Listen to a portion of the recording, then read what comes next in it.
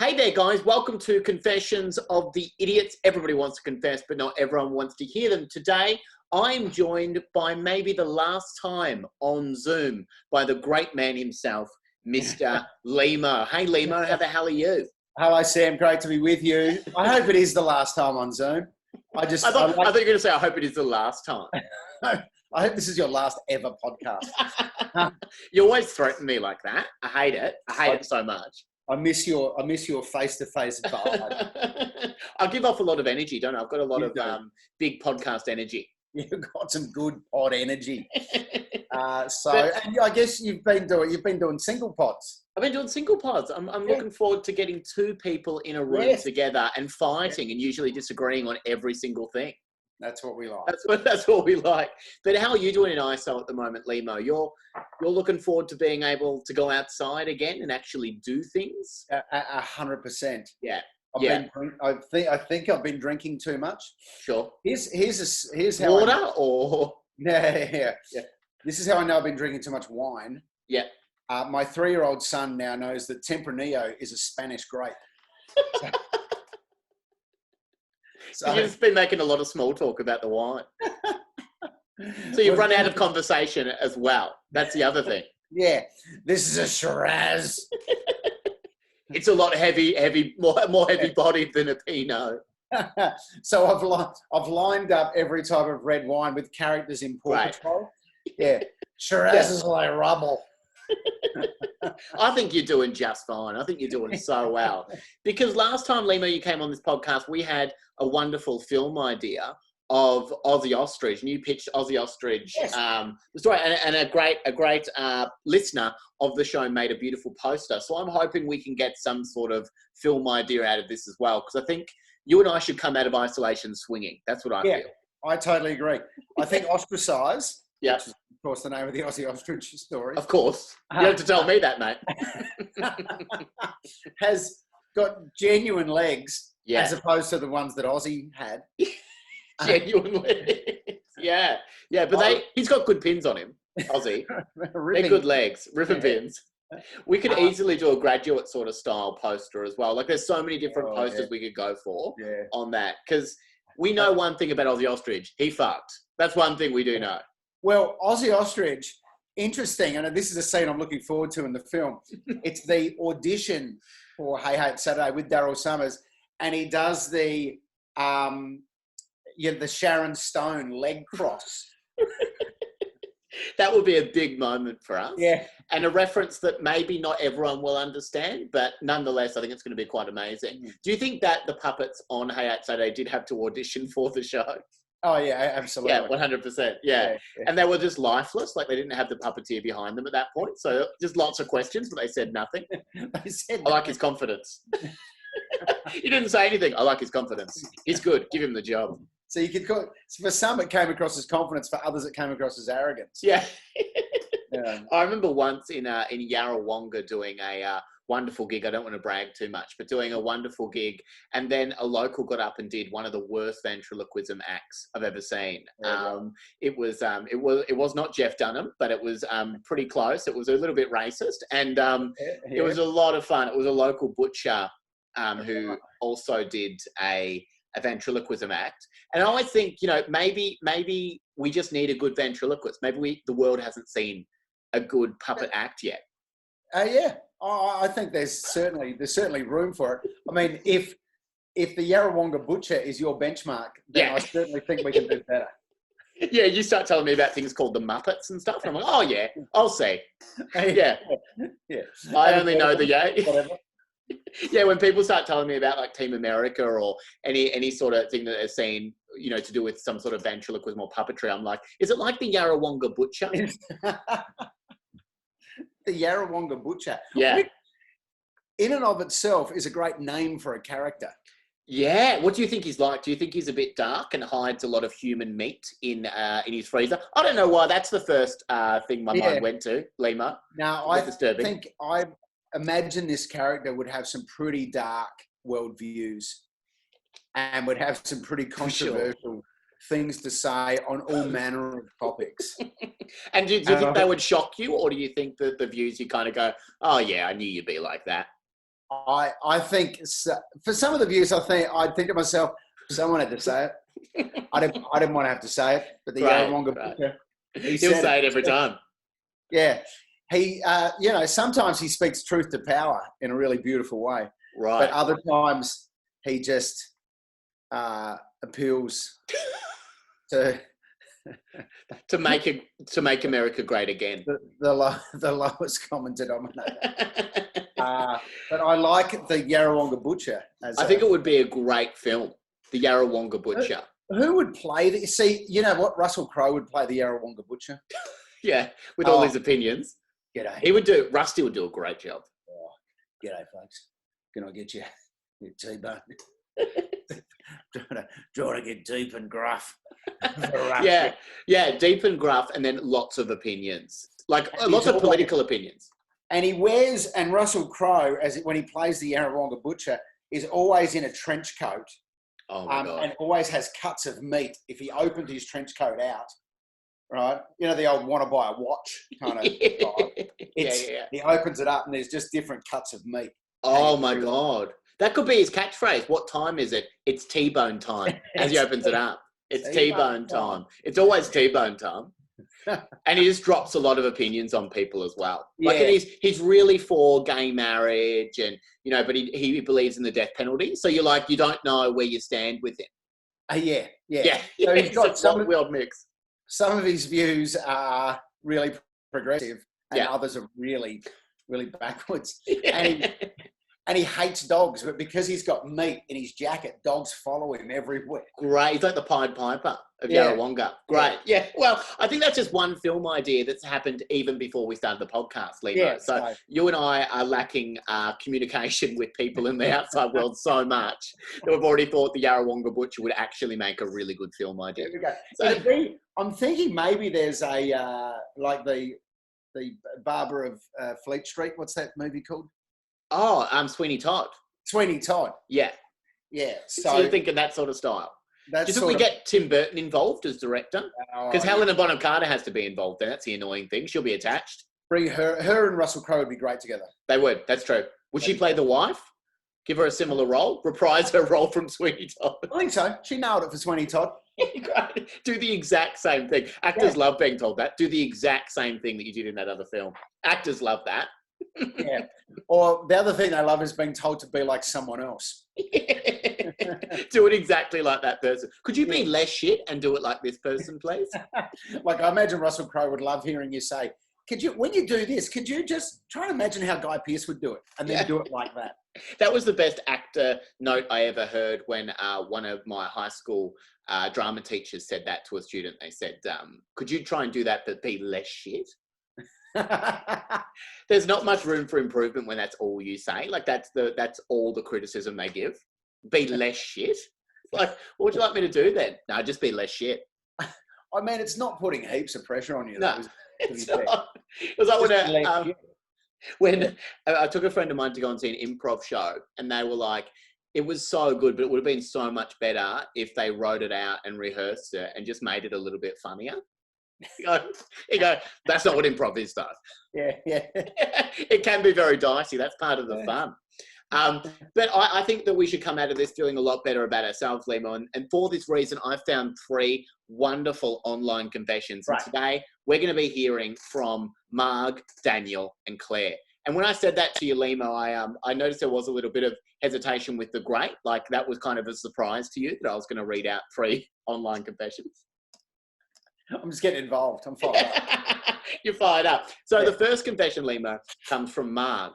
Marg writes, my neighbour, like many neighbours in our area, continually parks in my special parking spot.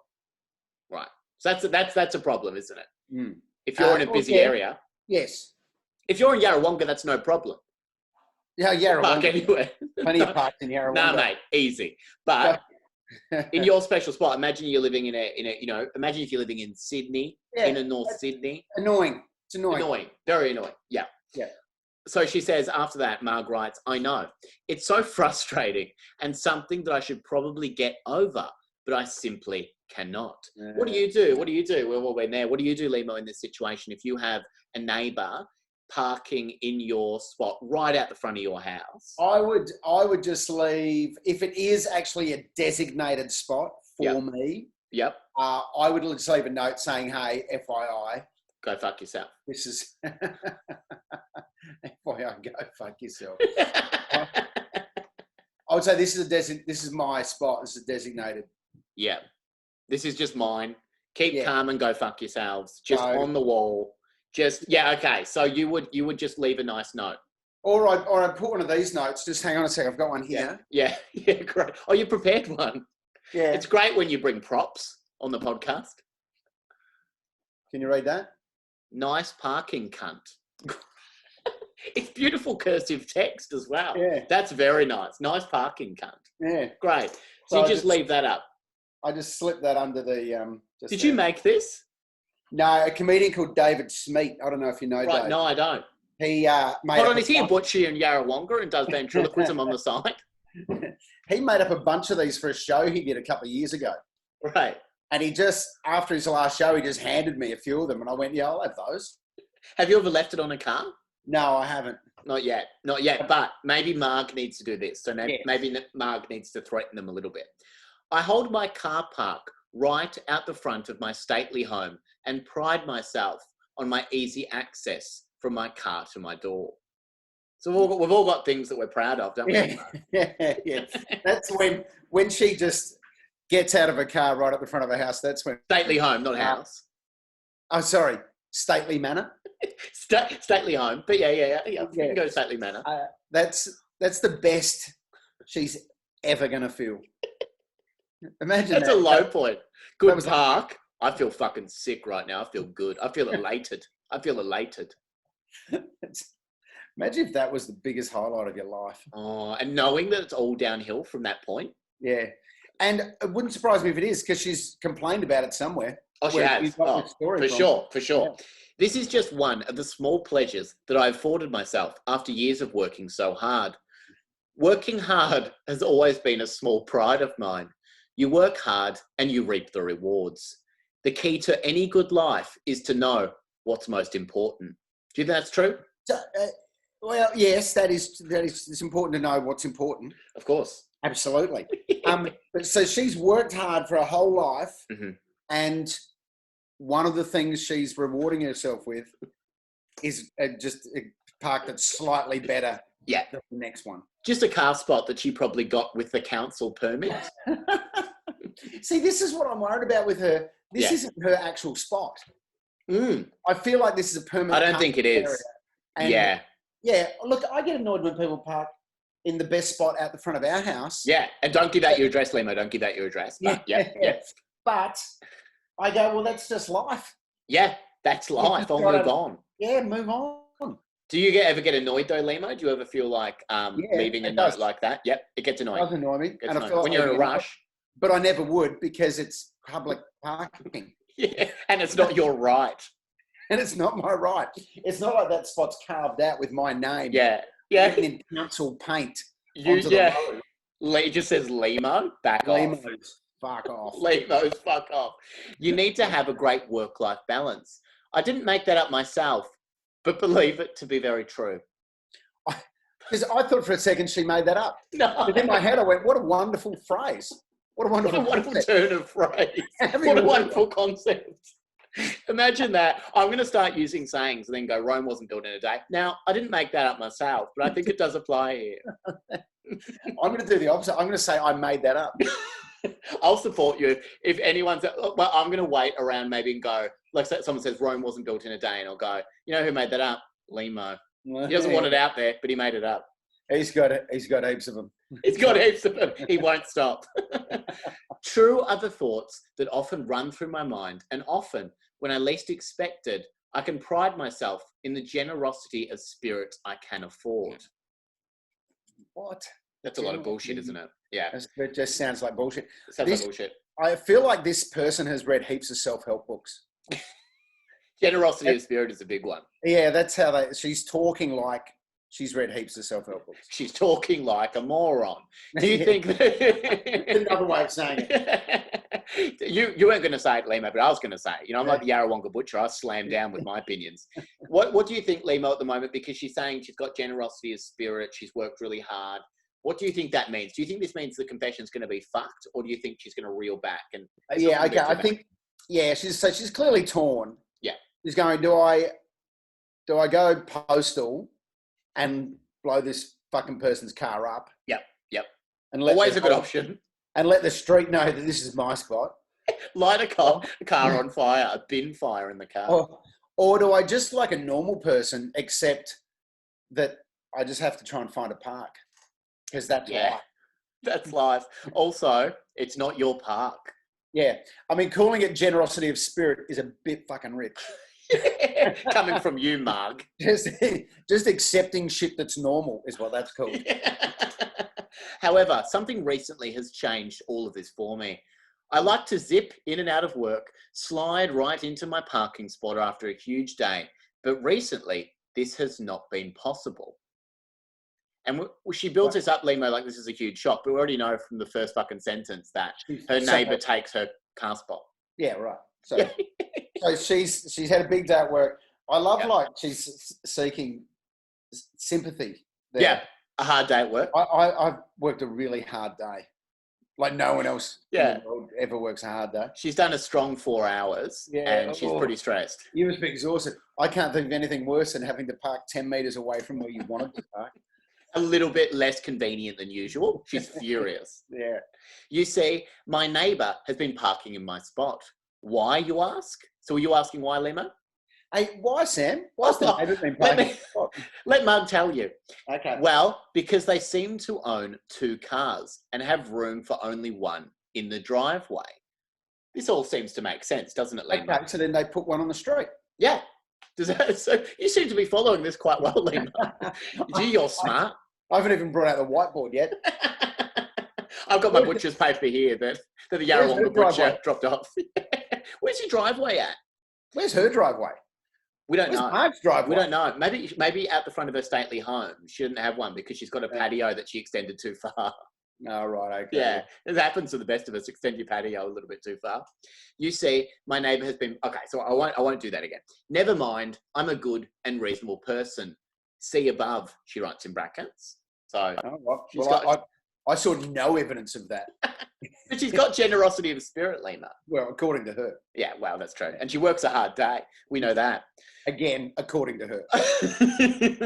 So I thought it would be best if I just went and spoke to them face to face. I sadly, however, was met with much resistance, and after a bit of back and forth, was told in no uncertain terms to get stuffed. So she went and confronted the neighbour. She did, yeah. So she went to the neighbour and said, see that park there? First she would have said, I work very hard. I've got generosity of spirit. And then she would have said... And then she would have said, see that park there that I've been letting you park in? You know, it's a public car park and it's available to anyone. The bit of the road that you park on. See that? That's mine. Oh, is it? Is it yours? Have you got a council? Oh, there's nothing from the council. It's just because it's out the front of my house, so it's mine. It's mine. That's my bit of bitumen. Yeah, because we thought your property ended at your fence. So you're telling us your property extends out onto the road. Yeah, past the patio. Which is that's what I'd be saying. I'd be okay. Yeah. With this. Yeah. So your property extends all the way out to include the road. Is that right? So does that mean that if I trip over on that bit of the road, I can sue you? Yeah. Is that? Oh, so you'd be real pedantic about it. You pull her up on a lot of stuff. I get that, Lehmo. I'd start getting real passive aggressive on it. So yeah, of course the person told her to get stuffed because it's not her car park. No, she doesn't own it. She doesn't own the road. She doesn't own it. I couldn't believe it. I'd always been nothing short of a good neighbour. And now this is how I was being treated? Surely not. Well, we know it's surely not. We know it's right. So just because you're normal and nice to you, see, you know what she's doing? She's categorizing a lot of normal behavior as exceptional behavior. Yeah, right. Okay, like not starting bin fires out the front, not shouting all the time. She's the type of person who goes to the supermarket and then walks out going, paid for everything. I paid for all of this food. Paid for all of it. Great, yeah. I didn't hit a pedestrian today, not one. Kept going, stopped the pedestrian crossings. Yeah. I couldn't believe it. I'd always been nothing short of a good neighbour, and now this is how I've been treated? Surely not. So that's when I did something a little bit silly that I never thought I would do. I slashed their tyres. What? What?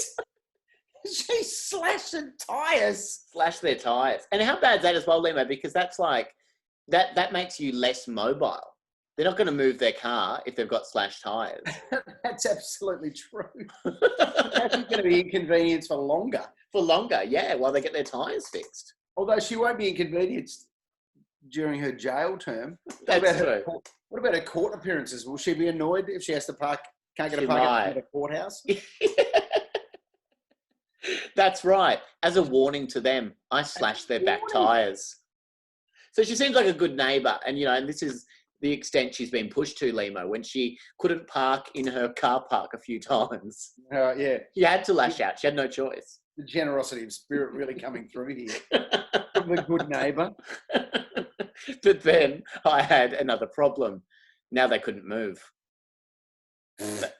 Of course. And they're not going to. Once tyres are slashed, they're not going to. Yeah. Soon they fixed the problem and I was furious. They didn't get the hint and instead parked there more often, it seemed. Right. So she picked a fight with someone and now is annoyed that they're fighting back. Yeah, that's exactly it. Sorry, Lehmo, I've got something going off in the background here. Give me 1 second. No, that's all right. Sorry, let me do that. Sam's recording 2 podcasts at the same time. Yeah, I can't stop. I won't stop. You know how efficient I am. Okay, so they're saying park there more often, it seemed, which kind of seems like... That's what I do. Yeah, you would do that? You would park there more often? Would you drive out just to reverse back in and park more? Yeah. I would... If someone picks a fight, I would get really petty. Great. And I would make it worse. Make it worse in some way, any way you could. Yeah, great. Yeah. Soon they fixed the problem and I was furious. They didn't get the hint and would instead park there more often, it seemed. That's when I called my friend Jack. So what do you think Jack's going to do? What would you do? What do you think Jack's going to do? Jack's some sort of enforcer. Yeah. Jack's like a member of a local motorcycle club or something. Yeah. Jack loves to fuck around, I reckon. Jack's the kind of guy that if you have a problem, you just call Jack and he sorts it out. Yeah. He's like the wolf on Pulp Fiction. Jack and I are from very different sides of the tracks, if I can be completely honest with you. Are you happy for her to be completely honest right now, Lehmo? Yeah. Yeah, fine. You down with it? Yeah. Jack has always been that friend who has, well, let's just say, broken the law quite often. See, this is the woman who's just slashed someone's tyres.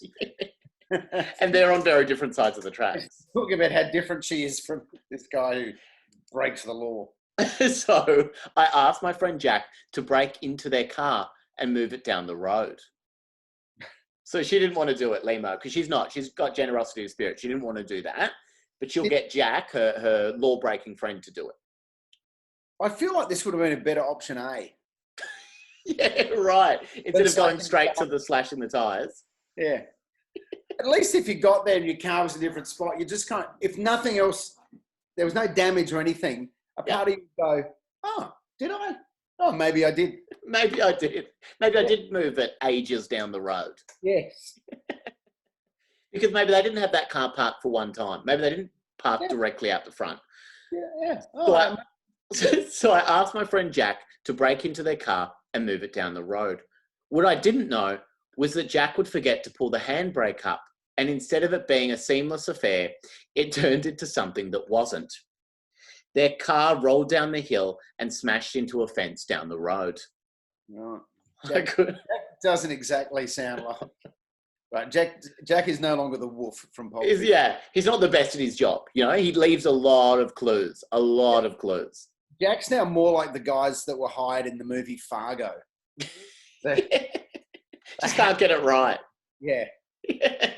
They'll try though. Jack's just a little bit cheaper than the other guys. I couldn't believe it.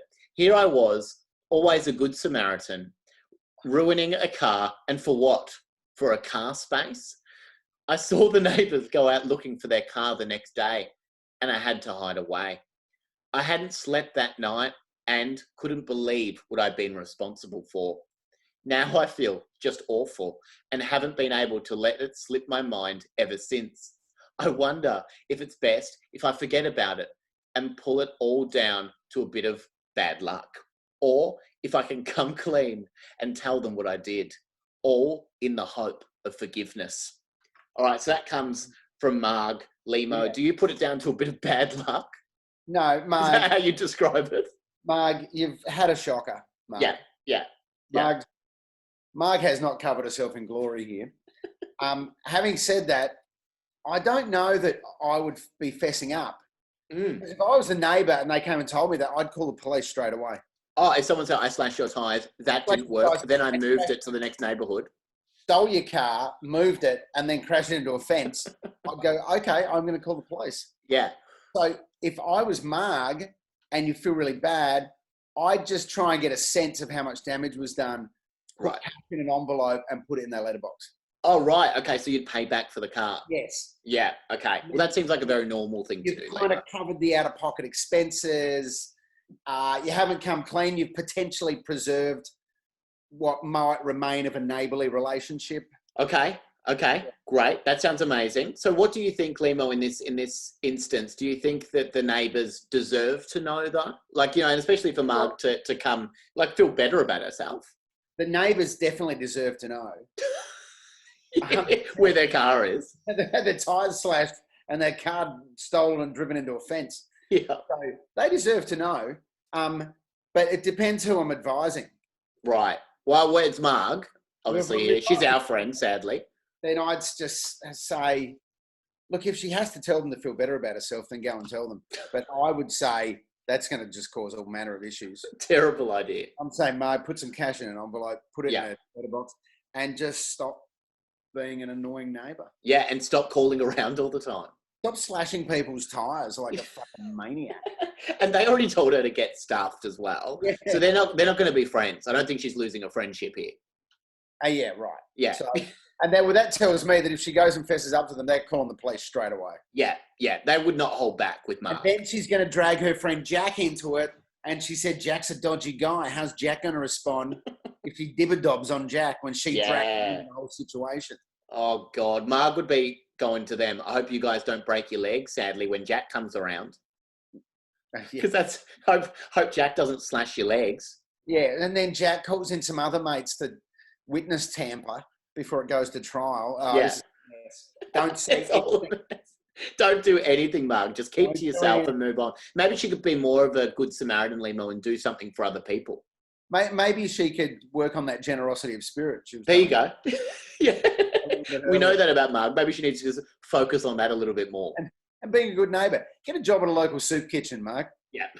Great. Well, great advice, because I think we solved Marg's problems, because we have the next confession that comes from Daniel. Daniel confesses, I did something that is every bloke's worst nightmare. What do you think that is, Lehmo? He got a phone call from his friend Marg. And he stole a car for her. That's every bloke's worst nightmare. And let it roll into a fence. Every bloke's worst nightmare. Yeah. Well, it depends on the age of this person. Right. Okay. Right? Like if did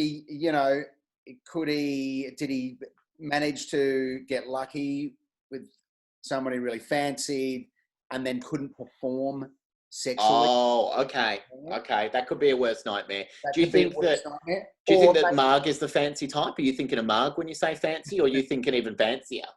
Oh no, I'm thinking someone you're into. Oh, okay. Right. So, that you fancy. Sorry, I thought you said someone real fancy, like rich. Oh yeah, no. Someone that you fancy. Oh, okay.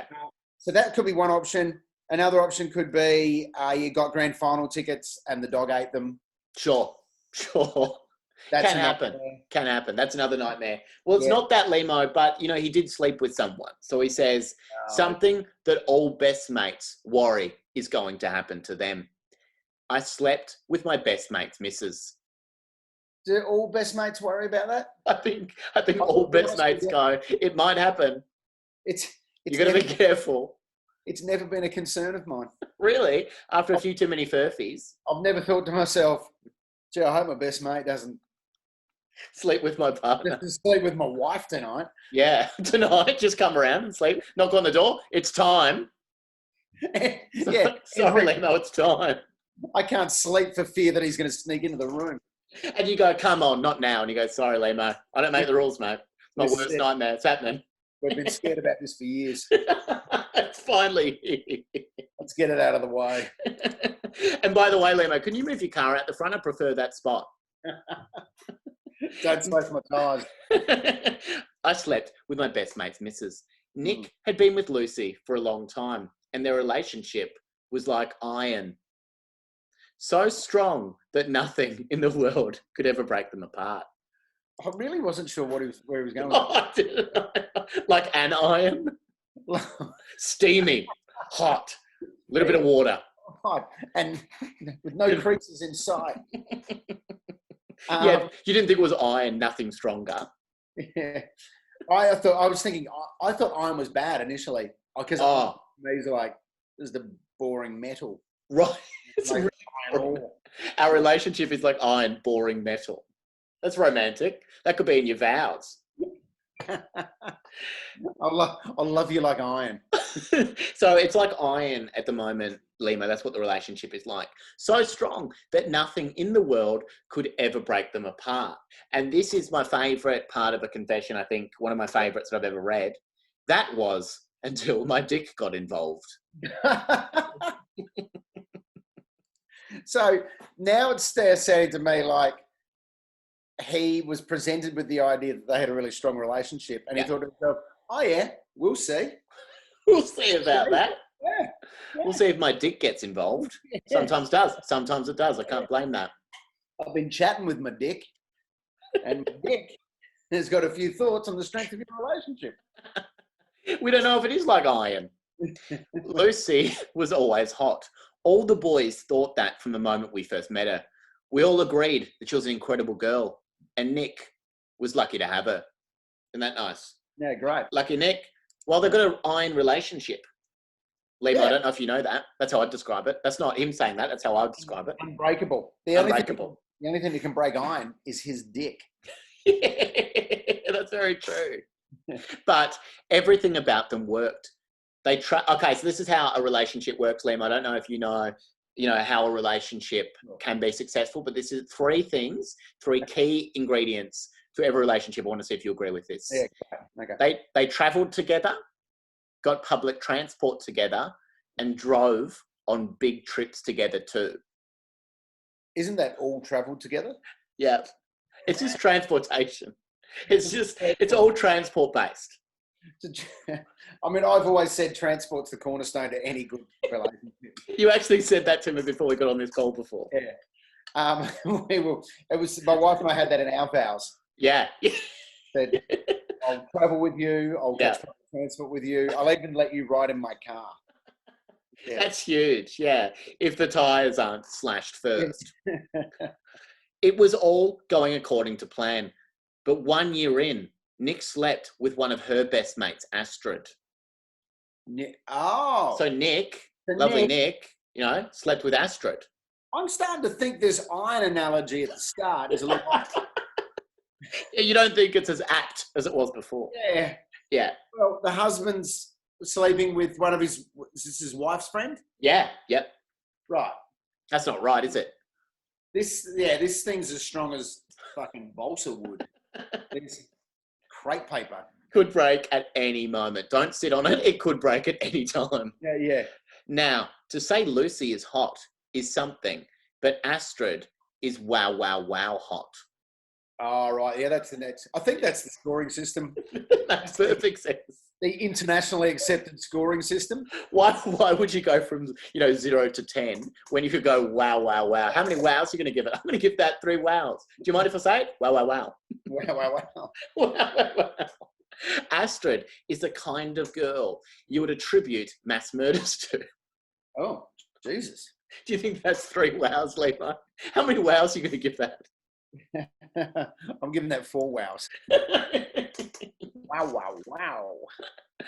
Astrid is the kind of girl you could attribute mass murders to. I heard a funny saying once. All right, here we go. Lehmo, are you ready for a funny saying? I'm ready for a funny saying, please. What have we got? All right, it's a good one. All right, it's funny too. I love it when someone says something's going to be funny before it is, but before you hear it. So here we go. I heard a funny saying once that you would crawl on shards of broken glass just to suck the dick of the man that was in her last. Just to suck the dick of the man that was in her. Oh, right, okay. Right. The man that was in her last. Yeah, okay. On board? You get it. Did you think it was funny? I like that expression. It's good. Yeah. Yeah. I didn't write that myself. I didn't write that expression myself. I have to tell you that. No, that was who was it from the previous story? From the previous story, Marg. That was Marg. That was Marg wrote that. So you think it's very funny though, Lehmo? You think that's a funny? I think, well, it really nails down how desperate you are to be near that person in some way, shape, or form. Yeah, what a horrible thing to say. But that was in your wedding vows famously as well, Lehmo. Yes, yeah. I'd crawl over broken glass just to suck the dick of my best mate who inevitably one day will have sex with you.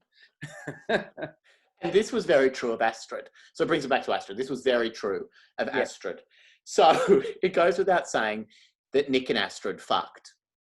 Ah, Nick. And he did have to say it before, otherwise we wouldn't know what happened. Yeah. They just went at it and Lucy was pissed. Of course she was. Hang on. Lucy knew. Lucy found out. But stayed with Nick. Well, that's like iron, Lehmo. Were you listening before? Oh, sorry. My bad.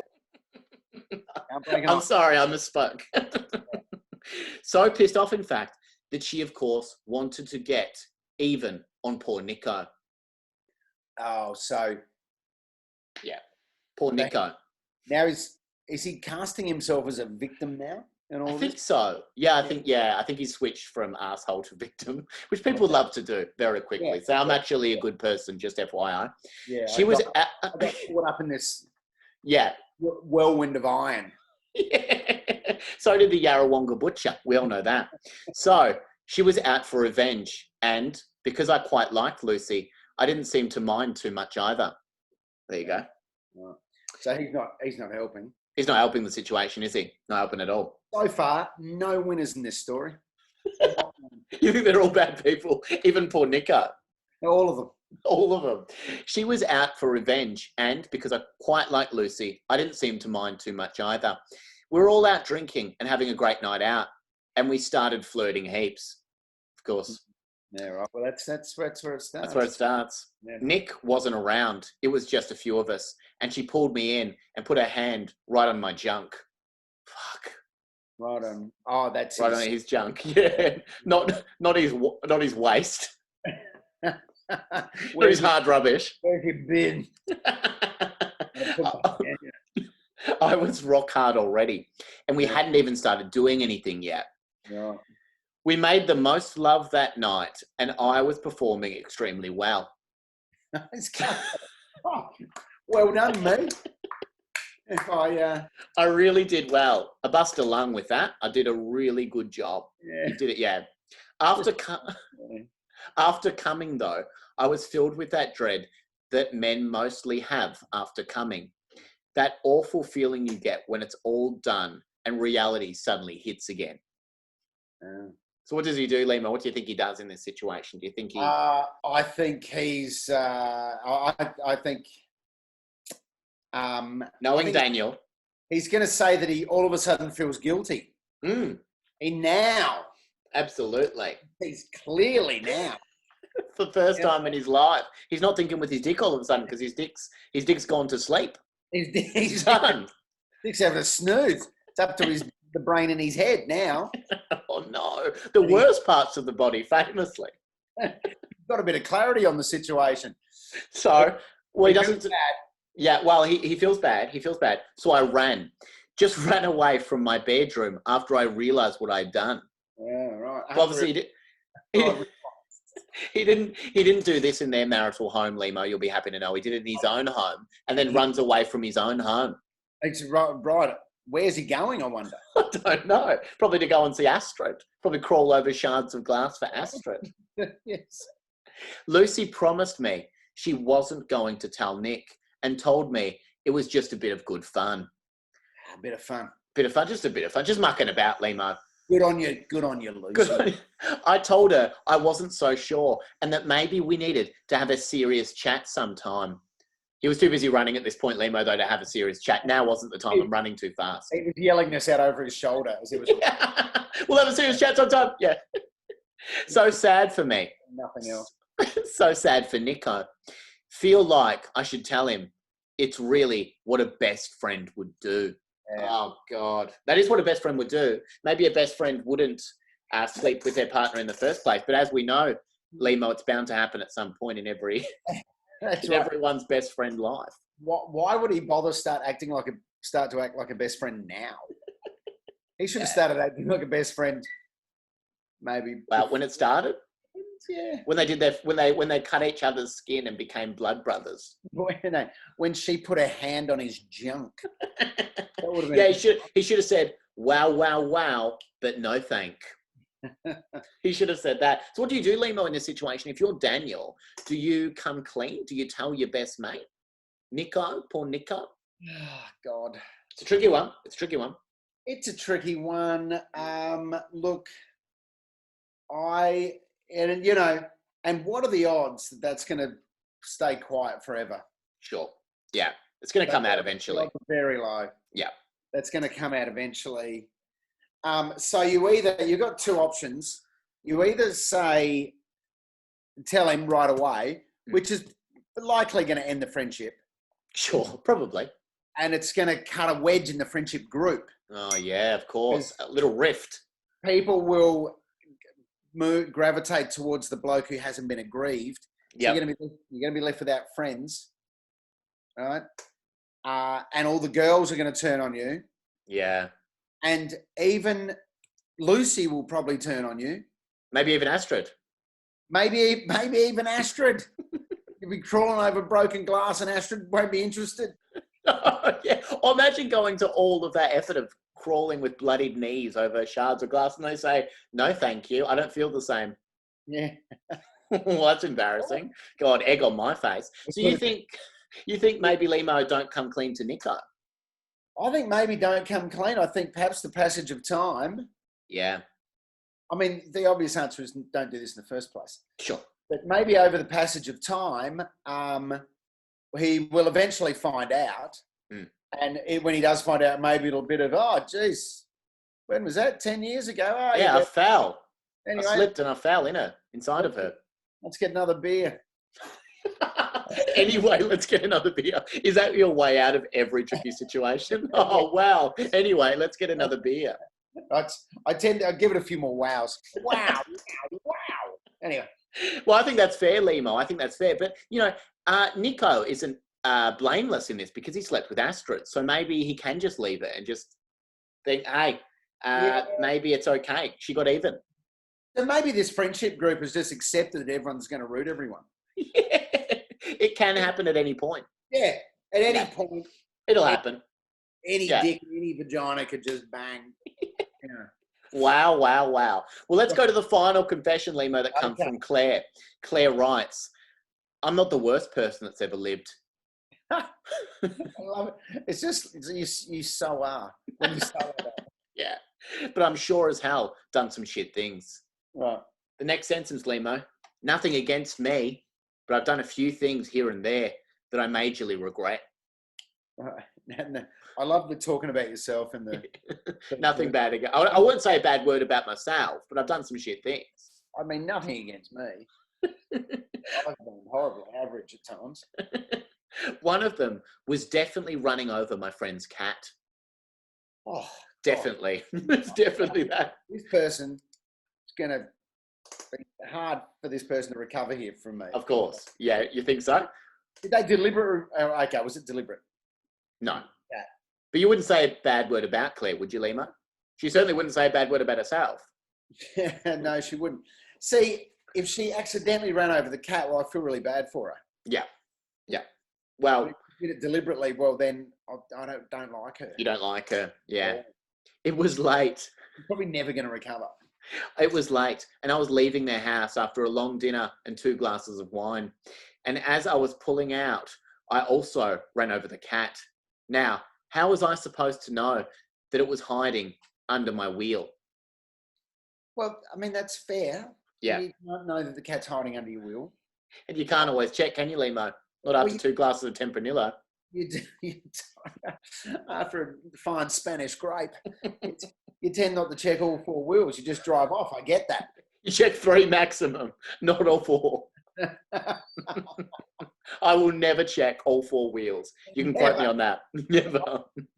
I'm a busy man. Yeah. I don't care if I'm in a nature park. I will not check all 4. I'm not a 4-wheel check guy.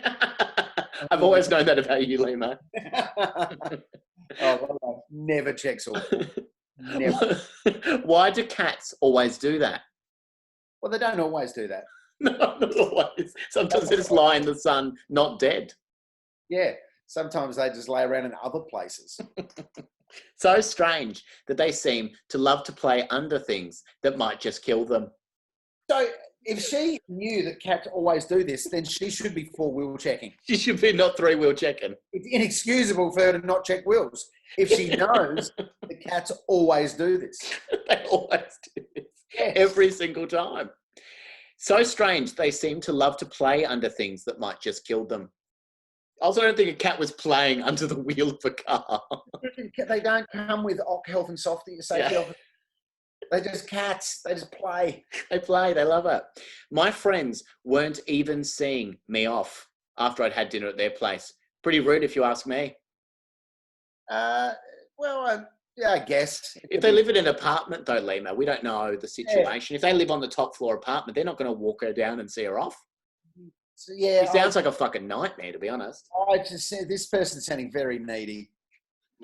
Very needy. She's very needy. Yeah. So, pretty rude if you ask me. And as I was pulling out, little Mitzi was killed in the action. Oh, Jesus. Yes. Now, I heard a noise and a thud, and I got out to see what exactly had happened. I didn't know what to do. I was honestly paralysed for a few moments, and then I had an idea. All right, Lehmo, what do you do in this situation? You've hit over little Mitzi. She just drove off. Well, she either did one or two things. She either just drove off, or she picked up the cat. Little Mitzi. It's not just a cat, Lehmo. Not to some people. Little Mitzi, put it in the car, and then drove off to hide the evidence. You're half right there. She does pick it up, but she does not leave with it. All right. Don't tell me she put it in the bin. No, she didn't put it in the bin. Oh, God. Nah, she's going to frame someone else, Lehmo. Cat's dead. Cat's dead. She's not putting it under someone else's wheel. Yes. Oh, Jesus. Because, Lehmo, cats famously play under wheels. Oh. You know that. And maybe the neighbours aren't a 4-wheel checker either. Sam, can I take you back? What's the very first thing I said to you when you started reading this story? She said, I'm not going to like her. And you said she is the worst person in the world. Yeah, she said, I'm not the worst person in the world. And I said, she is. I got nervous just then, like that was a quiz. I go, oh shit, I didn't know there would be a quiz involved. Fuck. She is the worst person in the world. There's no way. Yeah. Fuck. You're stressed now. You're so off her. I picked up the body and moved it over to another car down the road, a few doors down. Yeah. The next another car a few doors down. Yeah. Oh, Jesus. The next day, when I spoke to my friends, they told me that someone on their street had obviously run over and killed Mitzi right away. I asked them what she was doing playing under the wheel. Oh, God. That's such a weird thing to say. Going, oh, my cat's dead. Well, what was she doing playing under a wheel? We never said. We never said it was under. We never said she was playing under a wheel. I asked them what she was doing playing under the wheel of a stranger's car. So she'd be fine if it was someone's car that she knew, a stranger's car, and then told them assuringly that it was most likely a pain-free killing. Oh, right. Not a pain-free death. So she's come to the rescue. Now she's the hero in the story. Yeah, it was a pain-free killing, not a pain-free death.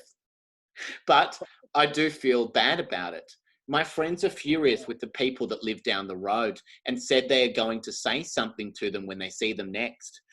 It wouldn't surprise me if they were even staking out the front of their house until they let them in. Oh, God, how awful. What a horrible web of lies. To be human is to be a walking error. I read that once, and it's ringing true right now. Well, she's a walking error. She is. Marg wrote that, yeah. So this is from Claire. So she even says that she wouldn't be surprised if her friends are staking out the front of the neighbour's house. So the friends seem a little bit wild. Why? Well, you'd be angry about the cat. That's true. Thing. Maybe not a stakeout, but... At least the neighbours were honest. Yeah. So the neighbours think they reversed over the cat. Yeah. Or forward, we don't know. But at least they came and they fessed up to it, and it's an accident. So they shouldn't really be getting angry with the neighbours like they are. I get this. Yeah. But Mitzi was playing under the wheel of the car, Lehmo. They always do that. Always. That's I could walk out onto my street now, and I could find you a dozen cats in 30 seconds under the first 3 cars. There'll be a cat under every wheel. I can guarantee that. What they do. Hand on heart. Yeah. So do you think, Lehmo, that because of the neighbours, feeling so bad about this, because, her friends don't even know, even though they didn't see her off in the first place, which is quite upset about, even though they didn't see her off, do you think maybe she should come clean still and say, hey, I'm a fucking head. I'm a fuckhead. I'll tell you what she should do. She should go and plant herself under the wheel of her friend's car and let her friends drive over her and just have a note in her top pocket that fesses up to everything. So as they're peeling her corpse out from under their car, they can read the note and go, oh, we don't feel so bad now. You think that's the only fair thing? Yeah, because then they'll write in to some confession line and say, right, always played under the wheels of our car. Always. So you think that's the only way forward, Lehmo? The only way forward in my mind. I feel like she has to sacrifice her own life because she's really the worst person in the world. Lehmo, and you were right from the start, thinking she was the worst person in the world when she said she's not.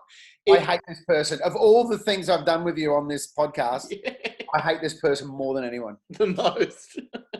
So, Lehmo, at the end of that, you've had 3 wonderful confessions from Marg, Daniel, and Claire. If you had to make a film out of one of them, which one would you be picking? Definitely not the cat. You've got Daniel, who slept with his, that happens to every good mate's friendship.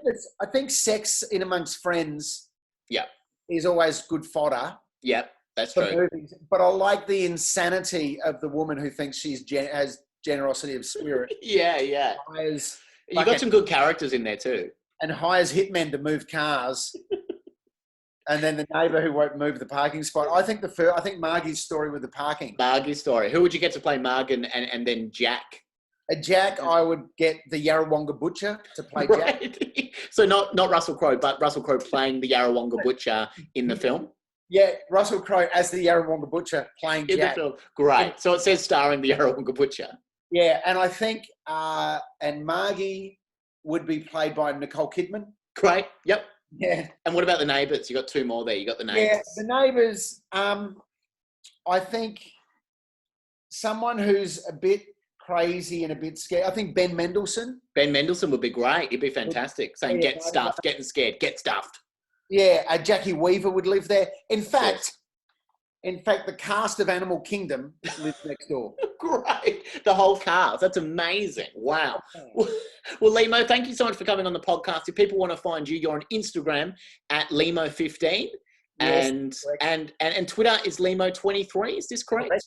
Yes. You've been on the podcast so many times. I know the handles off by heart. That's true friendship. You're all over it, mate. I'm all over it. But I don't want you hiding under the wheels of any cars in the near future, Lehmo. I don't want to find you playing under something. Thanks to you, Sam, I could become a 4-wheel checker. I may from now on. But Lehmo, what have you got anything else coming up at the moment that you want to talk about? Is there anything else coming up in isolation? No, not really. I'm doing a couple of podcasts, a couple of sports podcasts, one called the Monday Wrap. Yep. Which is where we just make up things. Me and Scott Dooley make up things about the AFL. Great. Things are totally untrue, but we pretend they're true. Yeah. And then another one called They Came to Play, which is just a general sports podcast with Danny McGuire. Oh, fantastic. Tess Armstrong, yes. Fantastic. Well, Lehmo, thank you so much for coming on the podcast yet again. I hope, like you said at the start, this will be the last time you're on the podcast and the last ever podcast that I ever do, but that I'll be seeing you back in the studio very soon. Indeed. Thank you, Sam. Thank you, Lehmo.